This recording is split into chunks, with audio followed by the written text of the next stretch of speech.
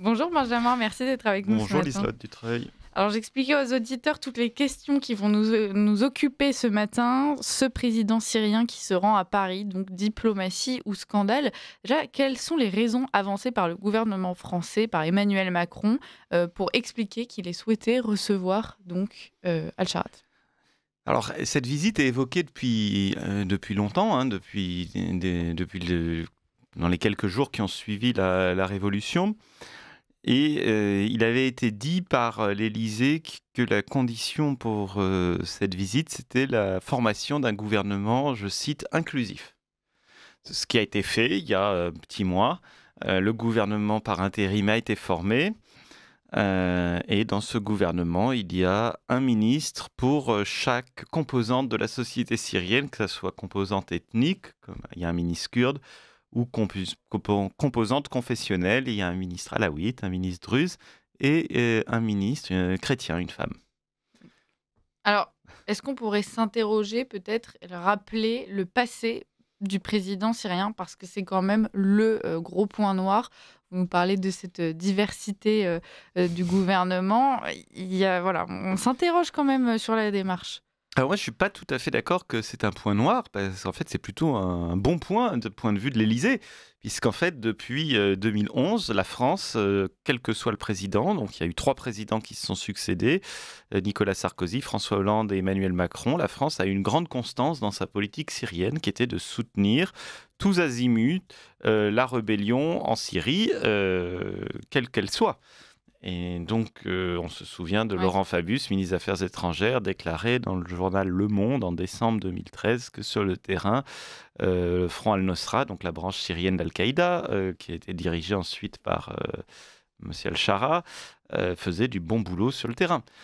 Donc c'est une constante. Donc on ne peut pas s'étonner qu'aujourd'hui ils le reçoivent, puisque en fait on leur a fourni des armes, de l'argent, tout le soutien possible et inimaginable pendant 13 ans. Donc c'est pas maintenant Ouais. qu'ils vont se dédire. Ça serait pas du tout logique pour le coup. Avec toute cette arme et cet argent qu'on a fourni justement à cette rébellion syrienne, est-ce que vous pensez que ça va tenir en quelque sorte ce nouveau gouvernement syrien à un certain respect des valeurs que nous portons en France? En tout cas, ce que je note, c'est que pendant des années, pendant 11 ans, la France et une bonne partie des pays de l'Union européenne, pas tous, mais une bonne partie, a été extrêmement ferme en refusant toute relation diplomatique, même toute relation sécuritaire. Souvenez-vous, quand il y avait eu les attentats, je ne sais plus si c'était le Bataclan ou Charlie, mais il y avait eu des informations des services de sécurité syriens sur des terroristes qui auraient pu intéresser la France, et Valeurs Actuelles en avait fait tout un dossier à l'époque, même une, et le gouvernement français avait refusé ces renseignements au motif on ne pouvait pas discuter avec les Syriens. Aujourd'hui, on nous parle de réel politique. Mmh. Très bien, moi je suis plutôt pour qu'on discute avec tout le monde, donc je ne vais pas me lamenter, mais je trouve que le deux poids deux mesures est absolument saisissant. Pendant 10 ans, oui, on nous a dit que non, au nom de la morale, on ne pouvait pas parler avec les Syriens, et là on nous dit que bon, au nom de la réalité, il faut parler avec les Syriens, et que bon, y a pas, la morale n'a rien à faire dans les relations géopolitiques. Bon, très bien, dont acte. Ouais. Le gouvernement français a tendance à nous présenter par ailleurs cette discussion, la parole qu'ils entretiennent avec ce type de personnalité, comme étant la certitude de pouvoir agir et d'avoir un pouvoir politique auprès de ces pays. En réalité, quand on voit la façon dont Emmanuel Macron discute depuis des mois avec l'Algérie et quand on en voit les effets, on finit par douter de ce lien entre pouvoir et parole. Oui, c'est le moins qu'on puisse dire. Moi, très honnêtement, je n'attends pas grand-chose de cette rencontre. Ce qui est vraiment étonnant, c'est l'ordre des choses. Je ne sais même plus s'il faut s'étonner, mais l'ordre des choses est quand même bizarre, puisque on reçoit quelqu'un, le chef par intérim d'un État, avec lequel il n'y a toujours pas vraiment de relation diplomatique, puisque l'ambassade de France à Damas n'est pas vraiment rouverte. En fait, il y a des gendarmes, donc techniquement les volets sont ouverts, mais il n'y a pas d'ambassadeur, il n'y a pas de chef, même de chef de mission, chargé d'affaires, etc. Il n'y a rien. Donc déjà, c'est étonnant. On commence pas. dans l'ordre, quoi, par Ouais. reprendre langue avec eux. Ensuite, il y a les sanctions. Il y a toujours des sanctions maximales contre la Syrie et la population syrienne est en train de crever de faim, littéralement. J'allais y venir. Il y a quand Ouais. même beaucoup d'exactions aujourd'hui qui commencent à être pointées du doigt, qui se déroulent Et en en plus, Syrie en ce moment. voilà. Et en plus, il y a les exactions. Et donc, on se demande ce que cette visite vient faire là. Il faudrait déjà commencer par reprendre les relations diplomatiques. Et pour le coup, je suis bien d'accord qu'on doit parler avec tout le monde, y compris ses ennemis. Et que moi, je serais tout à fait favorable à ce que l'ambassade rouvre en Syrie, comme j'étais favorable à ce qu'elle soit ouverte sous l'Ancien Régime. Pareil pour les sanctions. Je sais que c'est difficile à dire quand on voit ce qui se passe en Syrie, mais je pense que les sanctions contre les dirigeants, c'est une autre affaire. Mais les sanctions contre la population doivent être levées, parce qu'en fait, on affame une population et on ne leur laisse qu'un seul choix, c'est d'émigrer. Et en fait, on est en train de provoquer une catastrophe humanitaire et migratoire qui sera irrémédiable. Par contre, les sanctions contre les dirigeants, évidemment, devraient être plutôt utilisées comme moyen de pression. Ouais. Et là, bizarrement, ces sanctions sont suspendues pour permettre à M. Chara de venir en France, puisqu'il est sous sanction en tant que chef d'un groupe terroriste. Là aussi, la cohérence n'est pas le fort des autorités françaises, puisque on reçoit quelqu'un qui est classé comme terroriste à l'Élysée. On peut peut-être rappeler pourquoi d'ailleurs. Parce qu'il était le chef de la branche syrienne d'Al-Qaïda, il a été dans Daesh, etc. Mais en même temps, c'est quand même bizarre qu'il soit classé comme terroriste, puisqu'on a soutenu ces gens-là. Alors, c'est l'incohérence à tous les niveaux, et je trouve que c'est un peu fatigant à la longue. Oui, on trouve ça fatigant aussi. Benjamin, mais avec vous, c'est intéressant. Moi. Benjamin Blanchard, quand vous nous parlez de cette crise migratoire qui pourrait découler de la façon dont aujourd'hui les populations sont traitées en Syrie, question simple évidemment, est-ce qu'on va en ressentir les effets en France et en Europe ? Oh, écoutez, il n'y a pas besoin d'être devin, je pense, pour voir les conséquences. Chypre, qui est membre de l'Union européenne, des accords de Schengen, est à 3 heures de petits bateaux des côtes syriennes. Donc, je vous laisse en tirer les conclusions qui s'imposent. Non, c'est évidemment que nous en avons déjà subi les conséquences en 2015, quand il y a eu cette grande vague, souvenez-vous. La Turquie, finalement, a récupéré une bonne partie, qui sont toujours en Turquie, la Turquie touche de l'argent de l'Union européenne pour les conserver, d'ailleurs. Mais ça ne plaît pas à la population turque, qui a massivement voté lors des dernières élections générales turques contre la présence de ces immigrés syriens, arabes en Turquie. Il y a énormément d'actions anti-syriennes en Turquie, de la population, des actes d'hostilité, les Syriens vont parler de racisme, etc. Donc il y a un ras-le-bol. Je doute que la Turquie puisse, s'il y a de nouveau une vague migratoire comme en 2015, je doute que la Turquie puisse recommencer l'expérience. Ça serait à mon avis suicidaire politiquement de la part du président Erdogan. Donc il n'y aura pas d'échappatoire. S'il y a une vague migratoire, ça sera vers l'Union européenne. Bon, c'est certain. Moins, là-dessus, c'est clair. Vous êtes directeur général de SOS Chrétiens d'Orient. Benjamin Blanchard, vous êtes présent en Syrie depuis des années. Est-ce que vous pouvez nous parler un peu de la situation sur place ? La situation, elle est vraiment désastreuse à tout point de vue. C'était déjà la catastrophe sur les dernières années de l'Ancien Régime. Ça ne faisait que se dégrader. Mais en fait, il n'y a aucune raison pour que cela change, puisque les principales conditions et raisons de cette situation sont toujours en place, c'est-à-dire les sanctions extrêmement sévères occidentale contre le pays. Et donc, on a une population qui est affamée, qui est en train de sombrer dans la pauvreté. On parle de 90% de la population qui est sous le seuil de pauvreté. Et en fait, le gouvernement n'a absolument aucun moyen d'action pour changer la situation économique. Il y avait eu plein de mesures annoncées au début de libéralisation de l'économie parce que c'est une économie qui était encore très administrée, qui pouvait laisser penser à une amélioration, mais en fait, sans la levée des sanctions, c'est impossible. Et on voit que, par exemple, les fonctionnaires, depuis décembre, n'ont toujours pas été payés. Donc, de nouvelles autorités avaient annoncé une hausse de 400% des salaires des fonctionnaires. Ça coûte pas cher. Oui, ils ont été augmentés, mais ils ne sont pas payés du tout. Donc. Cette cette rencontre diplomatique à Paris, donc avec ce nouveau président, enfin, on continue à dire nouveau, mais plus tellement maintenant, mais avec ce président syrien, donc vous l'avez rappelé, qui est quand même président Par par intérim. intérim, comment va-t-elle être perçue par les pays voisins de la Syrie et même plus généralement dans cette scène géopolitique qui, on le sait, est quand même brûlante. Il y a le sujet, par exemple, des communautés druzes d'Israël en Syrie, qui aujourd'hui est une question oui, qui remue pas mal l'actualité. Alors, je crois que les voisins Mm. n'ont pas grand-chose à faire Mm. de cette réception. Eux, ils l'ont déjà reçue, y compris, alors bien sûr, les pays alliés du nouveau régime, comme la Turquie ou le Qatar, mais aussi les pays qui étaient plutôt alliés de l'ancien régime, qui ne l'avaient pas toujours été, mais qui l'étaient devenus avec les changements géopolitiques de ces dernières années. Je pense à l'Arabie saoudite, aux autres pays du Golfe, etc. Et même la Russie a repris langue, et pour l'instant, les 2 bases russes, donc de Hermémim pour la base aérienne et Tartus pour la base navale, sont toujours en place. Donc les relations, le travail diplomatique du point de vue du nouveau gouvernement, du nouveau régime, a été fait. Et ils ont pris leur place dans le concert des nations arabes, etc. Mais, je pense que ça n'a pas tellement... Le poids de la France n'est pas si fort dans la région et je ne suis pas sûr que ça ait un grand effet. Concernant les Druzes, effectivement, Israël se pose en protecteur des Druzes parce qu'il y a une minorité druze en Israël qui est particulièrement présente dans l'armée israélienne.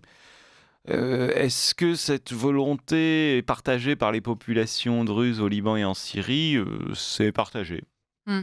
C'est selon leurs intérêts. Par moments, ils se découvrent, comme très récemment, quand un des principaux chers druzes a appelé à une protection internationale, on sentait qu'il appelait Israël. Donc d'un coup, ils ont des affinités, mais puis par moments, ce ne sont pas les derniers à hurler contre Israël quand les intérêts sont font sentir. Mais évidemment, les Druzes, c'est une petite population. En Syrie, ils sont 3 et 4% de la population. Au Liban, c'est à peu près dans les mêmes proportions, je crois. Et évidemment, ils ne peuvent pas se permettre d'avoir des positions idéologues Oui. ou de principes. Ils vont parler en fonction de leurs intérêts. Et leurs intérêts, c'est d'abord la survie. Quels seront, alors on va suivre ça ce matin, parce que pour l'instant, on a eu quand même relativement peu d'infos sur cette rencontre. Est-ce qu'on a déjà une idée des thèmes qui seront abordés pendant les discussions entre Emmanuel Macron et Ahmed Al-Shara? Oh, il n'y a rien qui a filtré là-dessus, mais j'imagine que je ne peux pas imaginer que du point de vue syrien, la levée des Ouais. sanctions ne soit pas évoquée. J'imagine que du côté français, on va lui parler du respect de toutes les composantes de la société syrienne et de l'inclusivité, puisque c'est le terme, le barbarisme à la mode. Voilà, ça sera très joli, on va faire des belles déclarations, sûrement une photo. D'ailleurs, je ne sais pas si vous avez remarqué, hier, le président Al-Shara, le président par intérim, a joué au basket Oui. avec son ministre des Affaires étrangères, Monsieur Chabani, en chemise et cravate, mais sans veste. Bon, ils sont tous les deux frappés d'un certain embonpoint. J'ai remarqué donc les années de djihadisme où ils étaient affûtés et commencent à s'éloigner. Alors, il y en a qui ont fait la comparaison avec Fidel Castro, qui avait peu de temps après sa prise de pouvoir, qui avait posté des photos comme ça Mm. en train de jouer au basket. Juste avant un rendez-vous important. Alors j'imagine que c'est pour sa population la volonté de montrer qu'il est très décontracté, C'est ce qui a qu'il n'est filtré, même pas... en France, c'est des images où il apparaît plutôt détendu. Bon, la communication fonctionne bien. Oui, oui, d'ailleurs, ses tirs au panier étaient assez réussis. Bah, écoutez, au moins là-dessus, voilà, on peut en être content. Non, mais plus sérieusement, je crois que en fait, les Syriens, je ne sais pas s'ils ont tort ou raison, mais ne donnent pas cher de la durée de vie de ce gouvernement parce que ils sont tiraillés. Il y a d'un côté le réalisme qui voudrait que de pas créer d'actes, de pas commettre d'actes qui les fâchent définitivement avec l'Union européenne, les Ouais. États-Unis et qui donc obèrent la levée des sanctions. Et de l'autre, il y a la base. la base militante qui pousse, qui est déjà hors de contrôle et qui n'acceptera pas, comme je le disais précédent entretien que nous avions eu ensemble, qui n'acceptera pas qu'on oublie, qu'on jette aux oubliettes ce pourquoi ils se sont battus pendant 10 ans. Donc là, c'est la quadrature du cercle. Et quand bien même M. Chara, par pragmatisme, voudrait être raisonnable, je doute que ça soit si facile à faire. Ouais. Quelle serait la suite? Parce que bon, finalement, là, si on comprend bien, la Syrie entre dans une période de grande instabilité politique. Est-ce qu'on a déjà une idée de ce que pourrait être la suite? Est-ce que ce sont des coups d'État qui vont se succéder? Ça, je sais pas, je suis pas devin. C'est vrai que ça avait été le cas, en fait, après l'indépendance, donc dans les années 50-60, il y avait une succession de présidents en Syrie, parfois il durait que quelques mois, etc. Donc on va voir. Ce qui ferait pencher à ce que ce ne soit pas le cas, c'est qu'il n'y a plus vraiment d'armée, notamment le lendemain de la prise de pouvoir par HTC, donc les 8 et 9 décembre, Israël a bombardé toutes les bases de l'armée, même tous les sièges des différents services de renseignement. Donc l'ancienne armée a été littéralement décapitée. Donc il n'y a plus vraiment de force capable de faire un coup d'État. Et moi, ce que je crains le plus, c'est vraiment un chaos persistant. C'est-à-dire qu'on reste comme ça avec un gouvernement qui ne contrôle pas grand-chose, y compris ses propres troupes. Des sanctions qui se maintiennent puisque c'est toujours le chaos et qu'on n'est pas satisfait de ce gouvernement. Et donc du fait des sanctions, le gouvernement qui est incapable de prendre la main et donc d'améliorer la situation si tant est qu'il le voudrait et qu'on reste dans ce chaos permanent. Et on peut se dire, bon, ben, pourquoi pas si on évite une situation genre les talibans en Afghanistan. Mais en fait, la conséquence pour nous, elle est dramatique pour les Syriens, mais pour nous aussi, puisque c'est vraiment une émigration massive qui risque d'arriver, puisque plus personne ne veut rester en Syrie. Et honnêtement, depuis 2013 que nous travaillons en Syrie, notre discours, ça a toujours été de dire aux gens, mais voilà, il y a encore une chance, essayez de rester, etc. Là, ça devient quand même assez difficile de Bah oui. tenir ce discours. Oui, oui, oui. Dans ce genre de configuration, on sait qu'il y a des pays qui sont toujours tentés au moins de s'interroger sur la façon dont ils devraient ou non intervenir. Je pense évidemment aux États-Unis, mais aussi pourquoi pas à la France. Est-ce que vous pensez que la solution à cette instabilité politique qui semble se présenter, ce serait effectivement une intervention occidentale poussée sur place? Une intervention militaire? Non, intervention, pourquoi pas militaire, mais pourquoi pas politique voilà. On sait que Donald Trump a quand même, affiche la volonté d'en finir avec cet interventionnisme, mais est-ce Oui, qu'il y là, a il quand est en même train. On a vu qu'il y avait quelques bases américaines, puisqu'en fait, Ouais. l'armée américaine est présente en Syrie depuis des années, dans le nord-est, dans les zones contrôlées par les milices kurdes. Et donc, il est en train de retirer ses bases, ce qu'il avait tenté de faire lors de son premier mandat, et ça avait été, semble-t-il, bloqué par ce qu'on appelle l'État profond. Il avait donné 3 fois l'ordre d'enlever les bases, et ça n'avait jamais été suivi d'effet. Là, on a vu quelques bases qui ont été évacuées et détruites ensuite par l'aviation américaine pour liquider tout ce qui restait. Mhm. Je ne pense pas que pour l'instant ce soit toutes les bases, quoi. Je suis sûr que pour l'instant il en reste. Donc là, l'ambiance est plutôt au départ qu'à un retour. Le problème est que l'intervention occidentale, elle a lieu en Syrie depuis 2013 en fait. Pas directement, mais nous, la France a eu une Mm. base française en Syrie. Alors, elle n'en a plus, mais ça a été le cas. On est aussi intervenu en fournissant de l'argent, du soutien logistique, diplomatique, financier, militaire à la rébellion qui est aujourd'hui au pouvoir. Donc, Ah oui. le problème est que intervenir sur quoi, pour qui, contre qui, parce que ça serait un revirement spectaculaire et un aveu d'échec, un aveu de folie presque, Ouais. d'intervenir contre ceux qu'on a activement travaillé à installer au pouvoir. C'est quoi, au bout d'un moment, les dirigeants doivent être un minimum cohérents, y Bah compris oui. dans l'absurdité.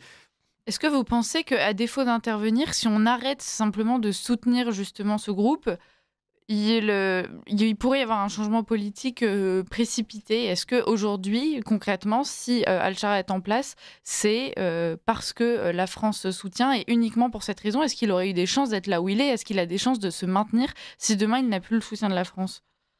Alors le soutien de la France, c'est parmi d'autres Ouais. soutiens, parce que c'est pas la France seule. Mais oui, il y a des aides qui arrivent en Syrie actuellement.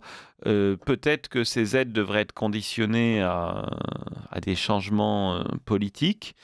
Euh, mais par contre, moi, je maintiens que la levée des sanctions contre la population, et je ne parle pas contre les dirigeants, mais contre la population, doit être faite sans condition et immédiatement, parce que d'un point de vue humanitaire, c'est criminel, et puis même dans notre propre intérêt. Encore une fois, je parlais du point de vue migratoire, mais je crains qu'hélas, maintenant qu'ils soient là, les moyens de pression, en tout cas du point de vue de la France, ne sont pas très forts, parce que les alliés du nouveau régime, les alliés principaux, ça va être la Turquie, le Qatar, etc. Mais pour l'instant, tous ces pays, le soutien est très faible. Et il y a peu de soutien, et ce qui fait que le gouvernement syrien ne s'en sort pas, mais ce n'est pas une garantie que ça le fasse partir, puisque l'ancien gouvernement avait peu de soutien. Il y avait la Russie et l'Iran, mais qui n'avaient pas beaucoup de moyens et qui ne le soutenaient pas beaucoup financièrement. Il n'avait peu de soutien et il a duré 14 ans. 13 ans, pendant 13 ans de guerre. Et si ce gouvernement devait durer 13 ans avec 13 ans de chaos en plus, ça serait vraiment catastrophique. Et j'espère que ça ne sera pas le cas. Donc en fait, le gouvernement peut survivre avec très très peu de moyens. Le problème, c'est que la population, elle, ne Oui. survivra pas et que donc elle va continuer à émigrer massivement. Il y a un auditeur en direct qui écrit: «Nous n'avons rien à faire, là-bas, ça ne nous concerne pas». Alors, on a quand même compris qu'il y avait un certain enjeu en termes, migratoires. Est-ce que vous pourriez rappeler aux auditeurs quels seraient les autres, enjeux pour la France, dans cette, En fait, moi, je suis pas du tout position? d'accord parce que ça ne nous concerne pas. C'est quand même nous qui sommes en partie responsables de cette situation, puisque la position de la France et de ses alliés, maximalistes dès le début de la guerre civile syrienne, a contribué, c'est pas la seule, mais a contribué à prolonger la guerre, à créer à renforcer l'antagonisme entre les différentes parties de la guerre, et aujourd'hui à voir la victoire d'HTC et donc de ce nouveau régime. Donc on en est aussi comptable, et ce n'est pas anormal qu'il y ait un suivi des gens que nous avons contribué à mettre au pouvoir. Puisque on a une part de responsabilité là-dedans, et moi je ne suis pas choqué que la France se préoccupe de ce qui se passe là-bas. Évidemment, je suis plus choqué par l'absence de résultats, et de voir la tournure que prennent les choses. Et puis, vous le disiez, bien sûr, les conséquences migratoires ne nous seront pas épargnées. Donc, oui, on peut faire mine de vivre dans sa tour d'ivoire, mais quand vous aurez 2, 3, 4, 5, 6, 7 millions de Syriens en plus en Europe, après, ça sera trop. Il n'aura plus que nos yeux pour pleurer. Je précise à l'auditeur qui me remercie de le contredire que moi je fais le passage de parole, pour le coup, je ne prends pas position et je Oui, désolé de vous contredire, cher auditeur. mais non, mais c'est bien, on est une radio libre et justement, on est là aussi pour organiser les débats qui n'ont pas forcément lieu ailleurs, puisque c'est quand même généralement la parole unique. D'ailleurs, chers auditeurs, donnez à Radio Courtoisie si cela vous plaît. Voilà, on continue de le rappeler. Je vous rappelle d'ailleurs, puis c'est l'heure, on reste encore quelques minutes avec vous, Benjamin Blanchard, mais qu'on retrouvera pour vos traditions aujourd'hui, Stanislas Rigaud vers 9h07. Voilà, restez avec nous. Pour l'instant, on continue sur la Syrie. Vous avez mentionné tout à l'heure, Benjamin Blanchard, le rôle de la Russie qui soutenait évidemment Bachar al-Assad. Aujourd'hui, comment se positionne la Russie vis-à-vis de la Syrie et principalement donc, de la figure d'Ahmed al-Shara? Mais là encore, Ahmed El-Shara a fait preuve d'un grand pragmatisme, et qui, franchement, ne manque pas d'étonner, parce que c'est quand même pas courant dans l'histoire. Vous avez quelqu'un qui s'est battu contre, c'était son ennemi, les Russes, puisque les Russes étaient l'allié de l'ancien régime, et donc on Ah oui. bombardait activement, envoyait leurs hélicoptères, leurs troupes, c'était les ennemis sur le terrain militaire. Et arrivé au pouvoir, en fait, il a accepté le maintien, en tout cas jusqu'à présent, des deux bases russes, Armémim pour la base aérienne et à Tartous pour la base navale. Et je ne sais pas si on a beaucoup d'exemples comme dans l'histoire, comme ça, où le vaincu peut maintenir ses bases, quoi, le vaincu, en tout cas celui qui avait soutenu le régime vaincu, puisse maintenir ses bases militaires sur le terrain, avec un accord. Parce que par exemple, à Cuba, les États-Unis ont maintenu une base, mais c'était sans l'accord Ouais. du régime castriste. Là, c'est avec l'accord, et il semble que les relations se passe. En fait, il y a eu un avion qui a atterri il y a 2 mois, je crois, avec les billets, puisque la monnaie est imprimée à Moscou. Et d'ailleurs, il y a toujours les portraits de, Ah oui. de Bachar el-Assad sur les billets. C'est assez cocasse. Mais un avion rempli de billets est arrivé de Moscou à Damas pour fournir des billets, parce qu'il y a une pénurie il y avait une pénurie de monnaie. Et en plus, il faut beaucoup de billets en Syrie, parce qu'avec les Il dévaluations paraît. successives, il faut plus de 10 000 livres syriennes pour 1 euro, mais sachant que le plus gros billet fait 5 000 livres syriennes. Donc vous voyez le nombre de billets qu'il faut pour la moindre transaction. Benjamin Blanchard, on arrive au terme de cet entretien. On va suivre évidemment cette rencontre entre Ahmed Al-Shara et notre président à Paris. Ça a lieu ce matin. On essaiera de savoir ce qui en découle et puis pourquoi pas en faire le bilan avec vous, Benjamin Blanchard, prochainement. Merci d'avoir été avec nous. Puis je rappelle que vous êtes directeur général d'SOS Chrétien d'Orient. Pour ça, on vous souhaite beaucoup de courage pour la suite parce que principalement en Syrie, ça risque d'être compliqué. Merci Liselotte Dutreuil.